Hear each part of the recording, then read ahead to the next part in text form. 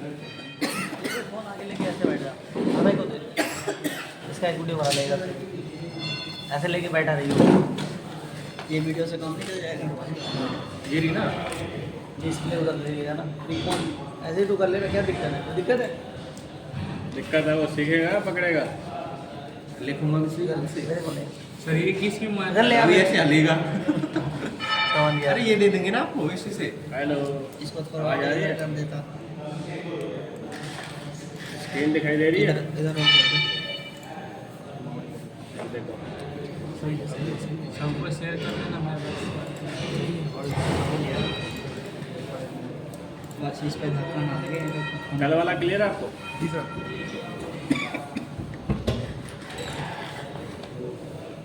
मेरा 30 मिनट का बना था। तूने फोन उल्टा लगाया है, अरे क्या दिक्कत है? ऐसे करके लगा। कैमरा इसका हाँ, इस फिर साइड से है, कॉल कर लेना। कैमरा इस साइड है क्या? इधर ऐसे लगा, खोल के लगा ना, अब वो बहुत चलेगा, आज का भी चलेगा, कल भी चलेगा, ज़्यादा लंबी आ रही है ना ऐसे। कल वाला तो चलेगा ही चलिए चलेगा, कहाँ 2 दम दिन बदल चलता गया, रहेगा। खोल के दम बदल ले। ठीक है, अब देखो मास्टर कैम ऑन कर लिया। सबसे पहले हमें क्या चाहिए? ड्राइंग। फाइल में गए, इंपोर्ट मॉडल, डेस्कटॉप पे हमने वो फाइल रखी है, किस नाम से रखी है? day1 के नाम से। अरे ये day1 DXF फिट करोगे तो आपकी ड्राइंग आ जाएगी। आ गई? अब इसमें हमें क्या करना है? सबसे पहले machine X from move to origin, यानी कि F9 से हमारा ओरिजिन एक्टिवेट होता है। देखो ओरिजिन एक्टिवेट हो गया, F9 से देखो हाइड हो गया, सो हो गया, हाइड हो गया, सो हो गया, हाइड हो गया, सो हो गया। ठीक है, F9 से। अब हमें इसमें क्या चाहिए? इस ड्राइंग को हमें इस ओरिजिन तक लेके जाना है। ठीक है, तो ओरिजिन तक लेके जाने के लिए हमें क्या करना पड़ेगा? X from move to origin. Clear? X from move to origin कह रहा है सेलेक्ट द पॉइंट, तो हमें क्या पकड़ना है? Centre point. ठीक है, सेंटर पॉइंट पे क्लिक किया, ड्राइंग कहाँ पहुँच जाएगी? सेंटर। क्लियर? अब हमें इस पर रॉ मटेरियल लगाना है। रॉ मटेरियल के लिए हमें क्या करेंगे? मशीन टाइप, लेथ और डिफ़ॉल्ट। मशीन टाइप, लेथ और डिफ़ॉल्ट। डिफ़ॉल्ट पे क्लिक करोगे तो यहाँ प्रॉपर्टीज खुल जाएगी, यानी कि लेथ मशीन की प्रॉपर्टीज।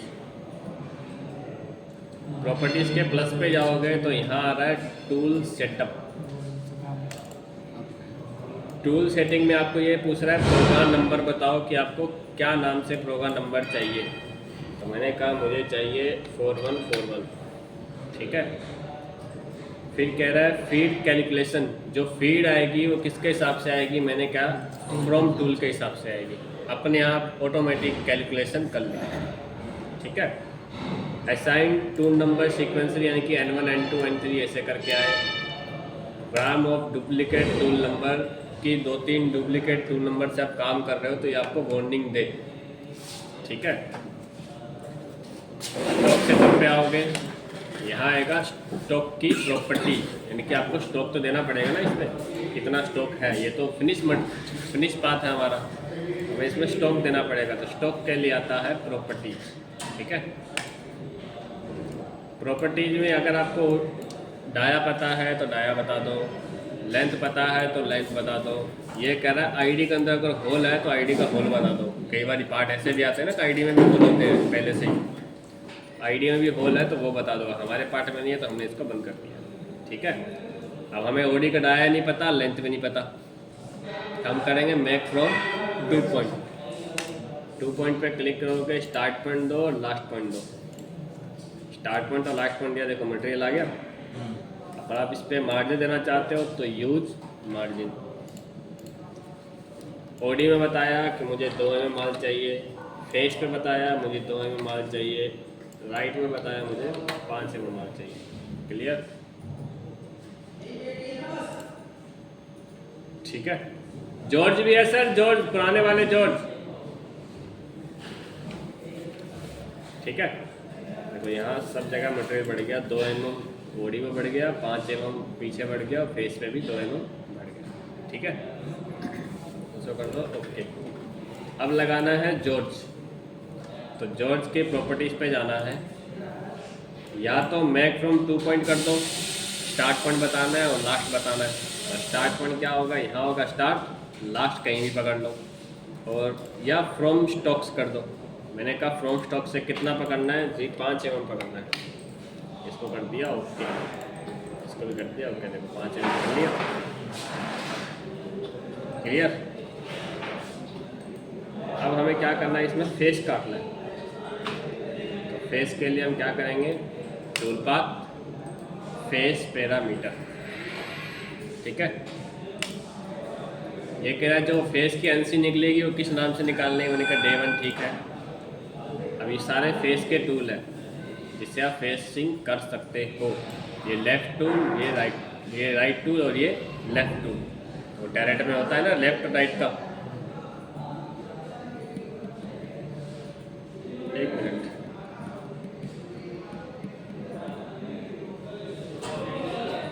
आ जाओ यार, कहाँ रह गए थे।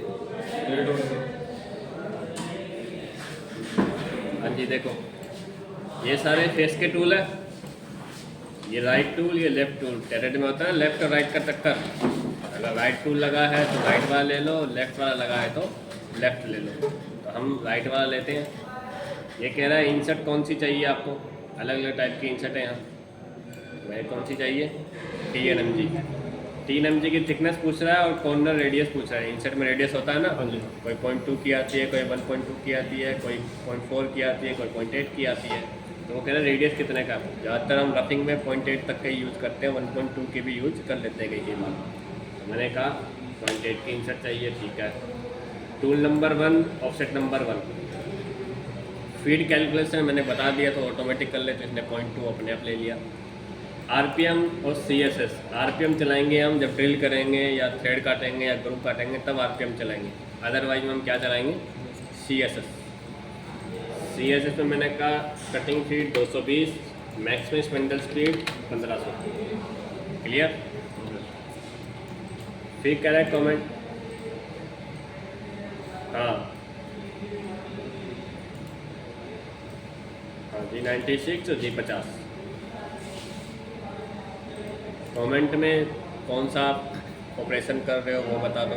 मैं फेस कर रहा हूँ तो यहाँ फेस लिख देता हूँ। अब इसमें एक कल मैंने नहीं बताया था, वो आज बता रहा हूँ। रेफरेंस पॉइंट, जैसे आप सेव पोजीशन देते हो ना, कोई 40 का डाया है तो X 42 कर देते हो, Z2 पीछे कर देते हो।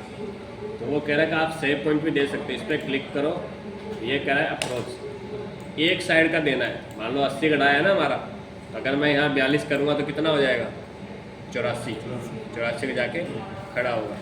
Z2 सिंगल चलता है, X डबल होता है। ठीक है, अगर आपको पता है डाया तो आप यहाँ 42 करो, 84 पे खड़ा होगा। नहीं पता तो सेलेक्ट करके बता दो मुझे यहाँ खड़ा करना है।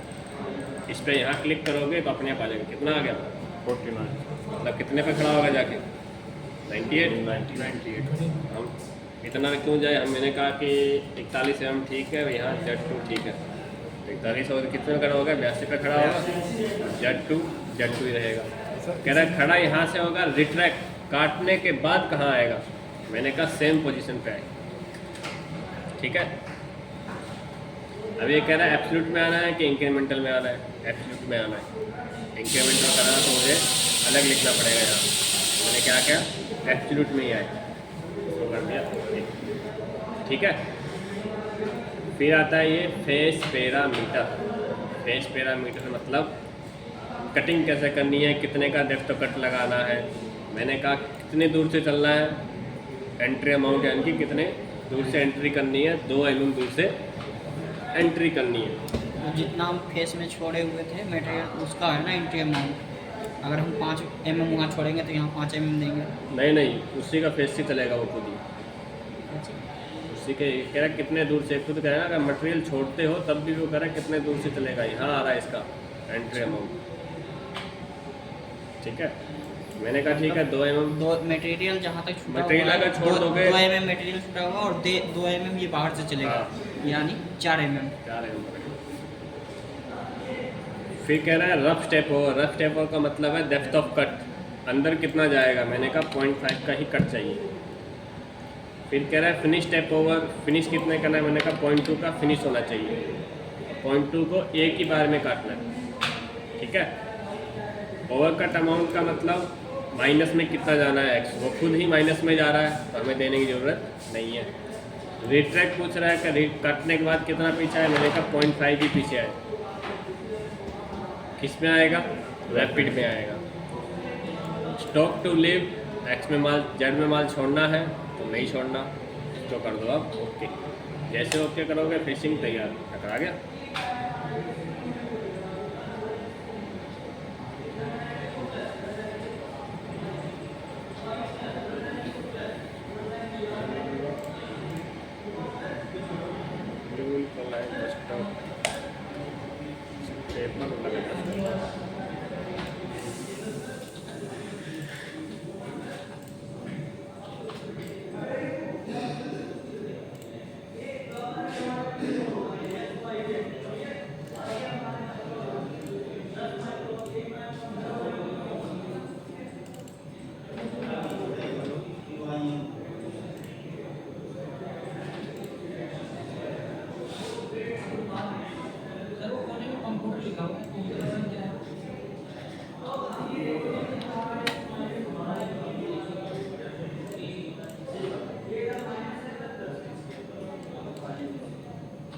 कहाँ टकरा रहा है ये?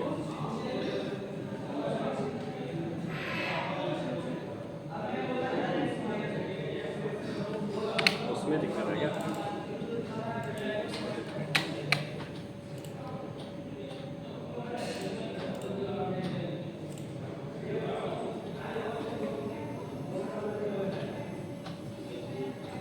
सॉलिड केस में देखते हैं।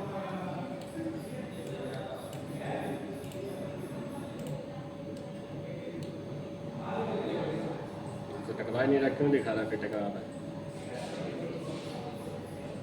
अगर ये टकराएगा ना, जहाँ कटिंग कर रहा है वहाँ रेड कर देगा। तो इसमें इसने रेड किया ही नहीं, मतलब टकरा रहा नहीं, फिर ये क्यों बता रहा है टकरा रहा है? सर कल आपने कोई वैल्यू माइनस में डाली थी तो ये अंदर चले गए थे, जो बात है। वो तो उसमें डाले थे ना, सिमुलेटर के अंदर।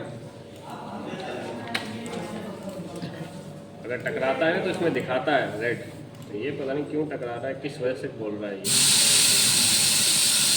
रुको, हमने वहाँ कितना किया था, 81 किया था ना। 82 किया था।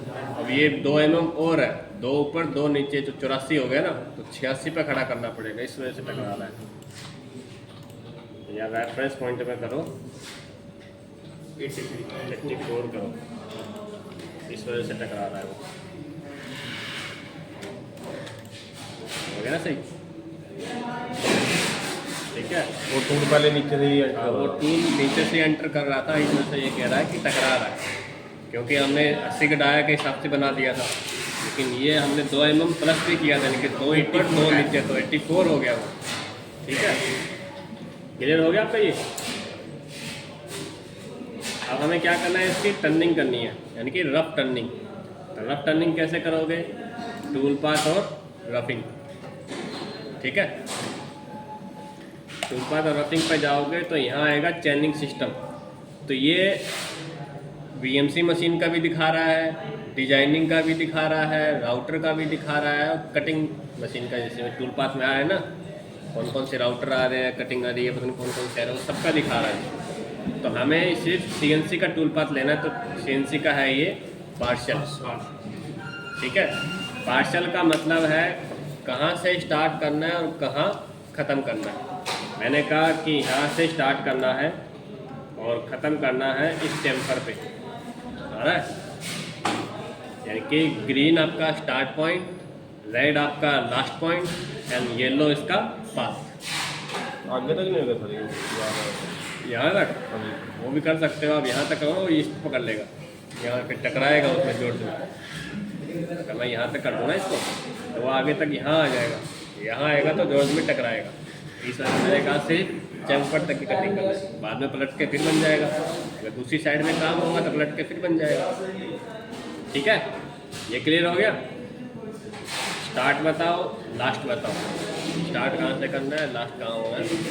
ओके, जैसे ओके करोगे ये टर्निंग के सारे टूल आ गए। देखो ये इसको नहीं पता आप आईडी कर रहे हो, ओडी कर रहे हो, इतने सारे दे दिए। आईडी का दे दिया, ओडी का दे दिया, सब दे दिए इसमें। तो फिशिंग में टूल यूज किया था वही हमें टर्निंग में करना है। तो टूल नंबर वही सेम रहेगा, ऑफसेट नंबर भी सेम रहेगा।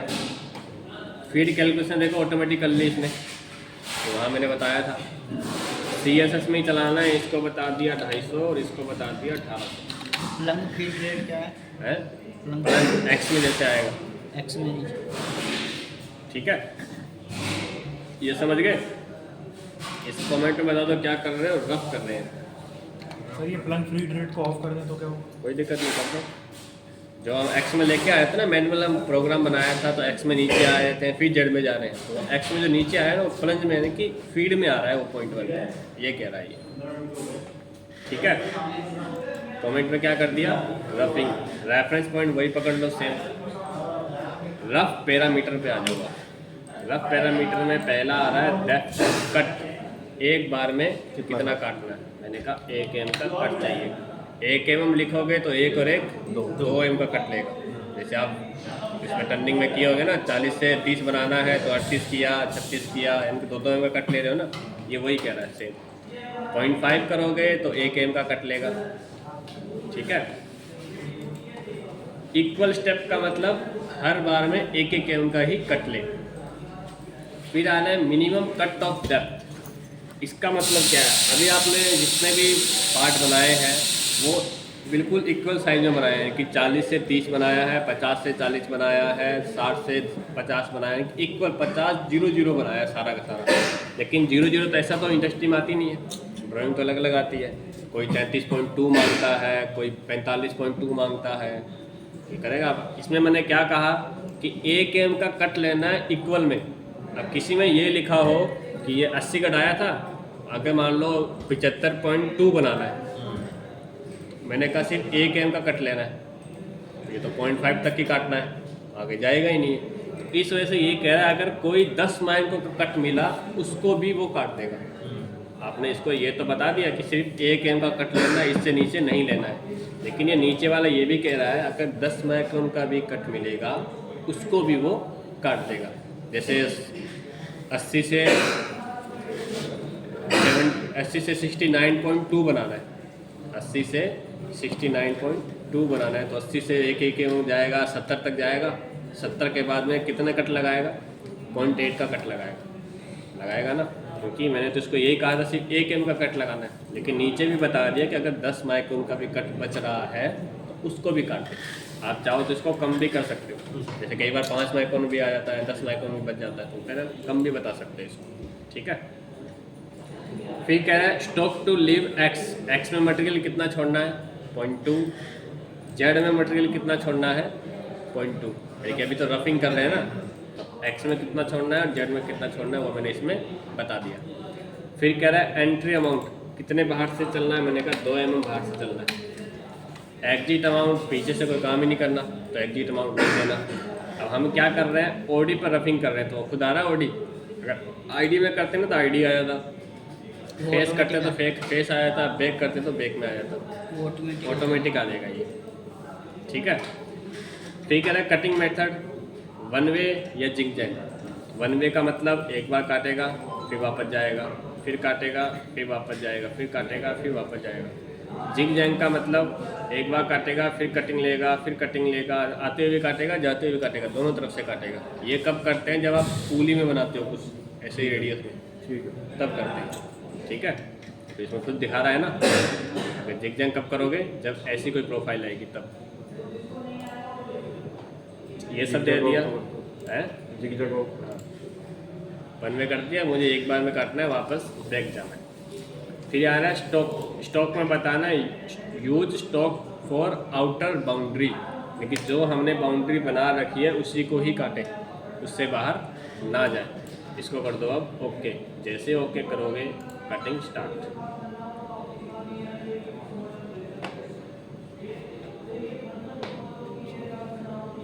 ठीक है, कर दिया। अब इसको इसमें देखो,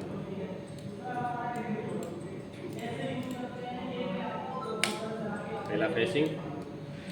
फिर ये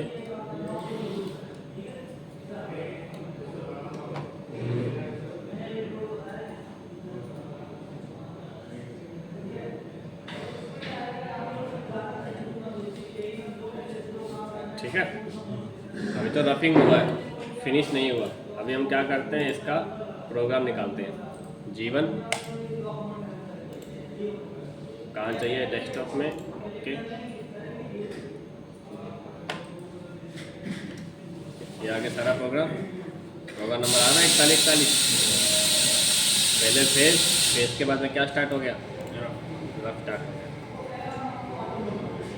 1800 दिया था, 250 दिया था, और ये रफिंग स्टार्ट।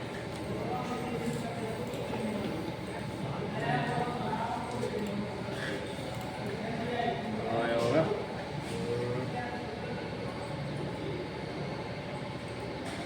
ये रहा।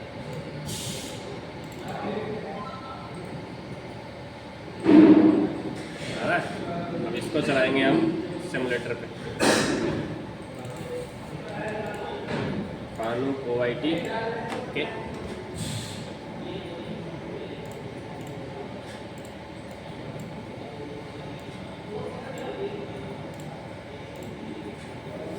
OPRT next read execute A1 के नाम से है। ओके, आ गया। डायल वर्क पीस में हम डाया ले लेते हैं। कितने का, 80 का ही डाया है। ये ज़्यादा है, 80 का थोड़ा ज़्यादा था ना, 84 तक था। 84 तक है। 84। टूल लेते हैं, TNMG, okay. Tool station 1, okay. दिख रहा है। ऑफसेट लेते हैं, rapid, okay. Offset geometry Z0, measure X 84। ये उल्टा हो गया। कोई दिक्कत नहीं है, खुद ऑटोमेटिक उसी में जाएगा। अब इसमें वर्क में हमें क्या करना पड़ेगा, माइनस करना पड़ेगा ना। 2 में माइनस था पहले से ही, हमें इसको 0 करना था पहले, इस वजह से वापस बाहर आ गया ये। इसको अब क्या करना पड़ेगा, 4 mm करना पड़ेगा। आ गया। अगर इसको मैं पहले 0 करता ना तब सही होता। अब मैंने ऑफसेट ले लिया -2 करके ही, 2 और अब देना पड़ेगा। ठीक अगर है। ऐसे भी चलाएंगे तो वो बाहर से चलेगा, हाँ। 4 mm बाहर चलेगा, उसके बाद तो पूरा कटिंग करेगा ना। अब करो साइकिल स्टार्ट। ये वाला ऑफसेट मतलब वर्क में लिए थे। वर्क में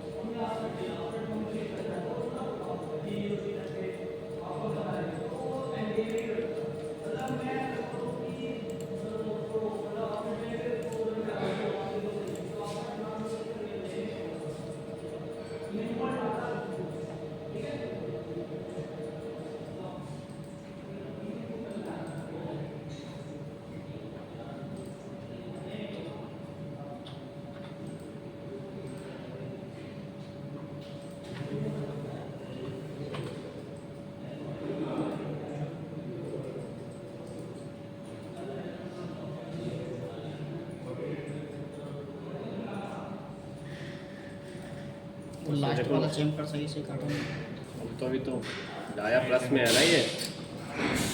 देखो इसमें V आया था, V को मैंने नहीं हटाया तो ये यहीं का यहीं रुक गया।